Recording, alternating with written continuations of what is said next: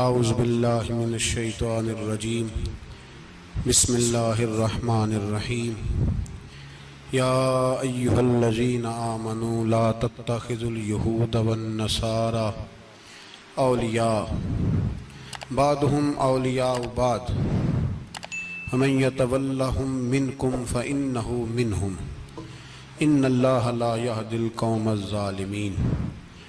صدق اللہ العظیم وصدق رسولہ النبی الکریم۔ ان اللہ وملائکتہ یصلون علی النبی یا ایہا الذین آمنوا صلوا علیہ وسلموا تسلیما۔ اللہم صل علی سیدنا و مولانا محمد معدن الجود والکرم وآلہ وبارک وسلم۔ حمد و صلاۃ کے بعد سورۃ المائدہ چھٹا پارہ ہے، آیت نمبر 51۔ اللہ تبارک و تعالی نے ارشاد فرمایا یا ایھا الذین آمنوا لا تتخذوا اليہود والنصارى اولیاء، اے ایمان والو یہودیوں اور عیسائیوں کو دوست نہ بناؤ۔ یہ مضمون قرآن پاک کی بہت ساری آیات میں، اس آیت کا انداز ذرا تھوڑا نرالا ہے۔ انہیں دوست نہ بناؤ، کیوں؟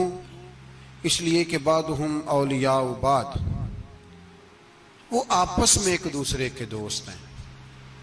تمہارے دوست وہ آپس میں ایک دوسرے کے دوست۔ قرآن پاک ہمارے ذہنوں پر بڑی ٹھنڈی، بڑی خوبصورت دستک دیتا ہے۔ اے ایمان والو، انہیں اپنا دوست نہ بناؤ، اس لیے کہ یہودی اور عیسائی آپس میں ایک دوسرے کے دوست ہیں۔ اتنا بھی کافی تھا، لیکن اللہ تبارک و تعالی نے معیار ہی بدل دیا اور اتنا بڑا حکم ارشاد فرمایا۔ اس آیہ مقدسہ نے ہر چیز کو اپنے دامن میں سمیٹ کے رکھ دیا۔ یہودی اور عیسائی کو اپنا دوست نہ بناؤ، اس لیے کہ وہ آپس میں ایک دوسرے کے دوست ہیں۔ تو بات اتنی بھی کافی تھی، لیکن فرمایا اللہ تعالیٰ نے وَمَن يَتَوَلَّهُم مِّنكُمْ، جو تم میں سے انہیں اپنا دوست بنائے گا۔ تمہیں منع کر دیا ہے، ہم نے روک دیا ہے کہ دوست بنانا۔ اور اگر وَمَن يَتَوَلَّهُم مِّنكُمْ، جو تم میں سے، وَمَن يَتَوَلَّهُم مِّنكُمْ، جو بھی تم میں سے انہیں اپنا دوست بنائے گا فَإِنَّهُ مِنْهُمْ، تو وہ انہی میں سے ہے۔ تمہیں بتا دیا ہے کہ دوست یہودی اور عیسائی کو کبھی دوست بنانا، اور اگر بناؤ گے تو پھر تم، اور پھر جو قرآن مجید نے بات اس آیہ مقدسہ کو جو ختم فرمایا تو فرمایا ان اللہ لا یہدی القوم الظالمین، بے شک اللہ ظالموں کی قوم کو ہدایت نہیں دیتا۔ ظلم کرنے والوں کے نصیب میں ہدایت نہیں ہوتی۔ وہ ظلم کرتے رہتے ہیں اور انہیں سمجھایا جائے تو مانتے بھی نہیں، اس لیے کہ ہدایت ان کا نصیب نہیں ہوتی۔ میرے بھائی، دنیا میں بد نصیب ہے وہ شخص جو غلطی کرتا ہے اور پھر مانتا بھی نہیں، اور دنیا میں کم ظرف ہیں وہ لوگ، کم ظرف جو اپنے ظالم ہونے کے باوجود ظلم پر وضاحتیں پیش کرتے ہیں، اپنی غلطیوں کا اعتراف کرنے کی بجائے ان پر دلیلیں دیتے ہیں۔ چھوٹے ظرف کے لوگ۔ اللہ تبارک و تعالیٰ نے فرمایا یہودی اور عیسائی کو کبھی دوست نہ بنانا۔ میرے بھائیوں، میرے بزرگوں، میرے دوستوں، ہمارا دین تعصب سے پاک ہے، لیکن تسلب کا حامی ہے۔ تعصب کا مطلب یہ ہوتا ہے کہ کہنا مار دو دوسرے کو، برداشت ہی نہ کرو، اور تسلب کا مطلب یہ ہوتا ہے کہ اپنے دین میں پختہ ہو جاؤ، اپنے دین میں پکے ہو جاؤ۔ اب ہم نا ہر روز نماز کی نیت باندھتے ہیں، اللہ اکبر، سورۃ فاتحہ پڑھتے ہیں، اہدنا الصراط المستقیم صراط الذین انعمت علیہم، اتنی بھی بات بڑی تھی، کافی تھی۔ اے اللہ ہمیں صراط مستقیم پہ چلا اور ان لوگوں کے رستوں پہ چلانا جن پر تو نے انعام کیا. بڑی بات تھی، مثبت بات ہو گئی، منفی بات کی ضرورت نہ تھی. لیکن اللہ تبارک و تعالیٰ نے فرمایا کہ جہاں تم مجھ سے یہ دعا مانگو نا کہ صراط الذین انعمت علیہم، یا اللہ ان لوگوں کے رستوں پہ چلا جن پر تو نے انعام کیا، انبیاء، صلحاء، اتقیاء، صوفیاء، اولیاء. جہاں یہ دعا مانگنی ہے نا، ساتھ ایک اور بات بھی تم نے کرنی ہے. وہ کیا ہے؟ غیر المغضوب علیہم ولا الضالین. اے اللہ ان سے ہمیں بچا جن پر تیرا غضب ہوا، ان کے رستے پہ نہ چلانا جن پہ تیرا غضب ہوا اور جو گمراہ ہو گئے. اب دو باتیں سمجھ میں آئیں کہ مومن کو اپنے عقیدے سے پیار کرنا ہے اور کافر کے عقیدے سے اظہار بیزاری کرنا ہے. ان کے نظریے سے، ان کے عقیدے سے نفرت کرنی ہے. کافر کے عقیدے اور نظریے سے، اس کا کیا مطلب ہے؟ تسلب کا مطلب ہوتا ہے اپنے دین میں پکا ہونا. دو تین جملوں میں بات سمجھاتا ہوں، اگر آپ کی سمجھ میں آئی تو بڑا بہتر ہوگا. دو تین جملوں میں تسلب، پکا ہونا، اس کا کیا مطلب ہے؟ اس کا مطلب یہ ہے کہ اپنی آنکھوں پر جو تم نے اینک لگانی ہے وہ دین کی اینک لگانی ہے. جو چیز بھی دیکھنی ہے وہ دین کی آنکھ سے دیکھنی ہے. جو کچھ بھی تم نے چاہنا ہے، بڑی بات کر رہا ہوں اگر آپ سمجھے تو، جو بھی تم نے دیکھنا ہے دین کی اینک سے دیکھنا ہے. جو تم نے چاہنا ہے وہ دین کے دل کے ساتھ چاہنا ہے، اور جو تم نے سوچنا ہے وہ دین کے دماغ کے ساتھ سوچنا ہے. اس کا ترجمہ اقبال نے کیا، کہنے لگے قوم مذہب سے ہے، مذہب جو نہیں. قوم کس سے ہے؟ قوم مذہب سے ہے، مذہب جو نہیں. اور فاضل بریلوی کہتے ہیں دہن میں زبان تمہارے لیے اور بدن میں ہے جان تمہارے لیے. ہم آئے یہاں تمہارے لیے تو اٹھیں بھی وہاں تمہارے لیے. اپنی ہر چیز، ہر نقطہ نظر میں پہلے دین، اس کے بعد کوئی اور. کافر کے عقیدے سے ہمارے زمانے میں نا فلسفی، منطقی، ادیب، شاعر، ملنگ، تلنگ، یہ بڑی جماعتیں. کھچڑی ہے، کھچڑی. اب وہ کھچڑی ایک نیا درس دیتی ہے. وہ کھچڑی یہ کہتی ہے کہ یہ سارے اللہ کو پکارتے ہیں، سارے اسی کے نام ہیں. یہ سارے، ہمارے ایک سابق وزیر اعظم نے بھی کہا تھا، ایک نوجوان کی عادت دی ہے گھسی پٹی جماعت نے، وہ بھی یہی کہتے ہیں. ہولی پہ بھی چلے جاؤ، دیوالی پہ بھی چلے جاؤ، ہندوؤں کے مندر میں بھی چلے جاؤ، وہ کہتے ہیں سارے اسی کے نام ہے. جو بت کو پکار رہا ہے وہ بھی اسی کو ہی پکار رہا ہے، معاذ اللہ. جو رام رام کہہ رہا ہے وہ بھی اصل وہی ہے. وہ بیوقوف ہو. اگر بت کو پکارنے والا بھی کسی نہ کسی رنگ میں اللہ کو ہی پکار رہا تھا، معاذ اللہ، تو پھر نبی پاک صلی اللہ علیہ وسلم کو کیا ضرورت تھی بتوں کا مقابلہ کرنے کی؟ تم نے تو سارا دین ہی مشکوک کر دیا ہے. ہر شے مشکوک ہو گئی. جو بتوں کو پکار رہا ہے وہ بھی اسی کو پکار رہا ہے، جو رام کہہ رہا ہے وہ بھی اسی کو کہہ رہا ہے، جو پتھر پوج رہا ہے وہ بھی. کیا تماشا لگایا ہوا ہے. اللہ تبارک و تعالیٰ تو اتنا غیور ہے، وہ کہتا ہے ان اللہ لا یغفر ان یشرک بہ ویغفر ما دون ذلک لمن یشاء. میں ہر چیز بخش دوں گا، میرے ساتھ کسی کو شریک نہ بنانا، میں اس کی معافی نہیں دوں گا. اللہ کے پیارے پیغمبر حضرت عزیر، جناب عیسیٰ علیہ السلام کو جب لوگوں نے معاذ اللہ خدا کا بیٹا کہا تو رب تبارک و تعالیٰ نے قرآن پاک کی آیتیں نازل فرمائی. فرمایا یہ جھوٹ بولتے، یہ ظلم کرتے ہیں اپنی جانوں پر. او بھائی، یہ کھچڑی جو پکا رہے ہیں نا ملنگ لوگ، ادیب لوگ، سارے اسی کے نام ہیں. اس کا ایک ہی نام ہے، لا الہ الا اللہ، لا الہ الا اللہ، لا الہ الا اللہ. اس کے سوا کوئی بھی معبود ہو ہی نہیں سکتا، سوال ہی نہیں.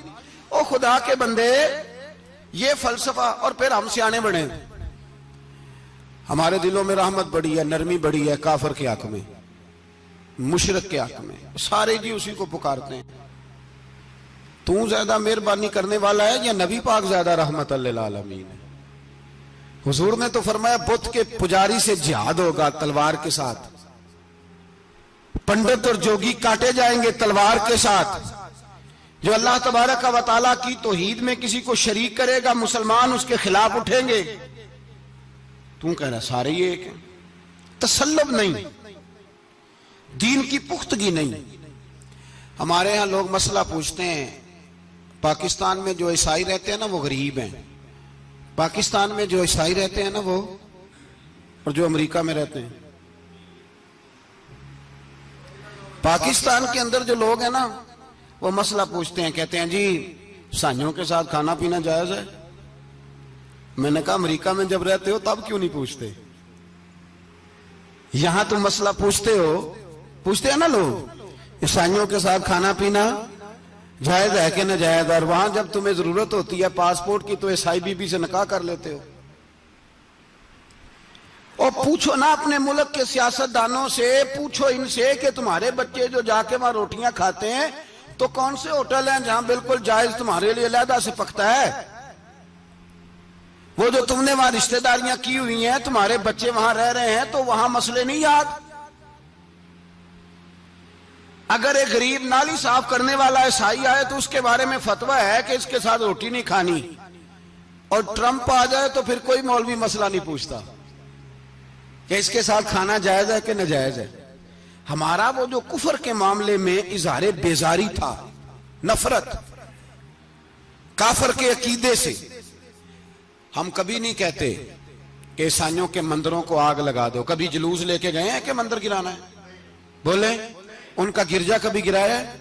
ہندو کا مندر، مرزئی کی عبادت گاہ اقلیت قرار دے دیا. ٹھیک ہے، جہاں عیسائی علیحدہ سے اپنا کام کر رہے ہیں تم بھی کرو، لیکن ہم ان کے عقیدے کے کبھی بھی حامی نہیں ہو سکتے. اگر کہیں کہ عیسائی بھی صحیح کہہ رہا ہے، حضرت مریم کو اللہ کی بیوی کہہ رہا ہے، جناب عیسیٰ کو اللہ کا بیٹا کہہ رہا ہے، اور تو کہے سارے اسی کے نام ہیں، تو یہ بات تیری درست.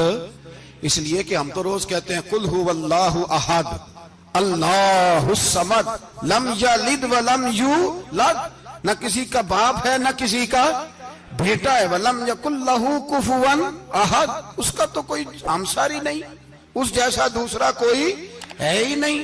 تو بھائی جس عقیدے کا تو اعلان کر رہا ہے، جو آدمی تیرے عقیدے کے خلاف چل رہا ہے اس کو تو نے صحیح کیسے کہہ دیا؟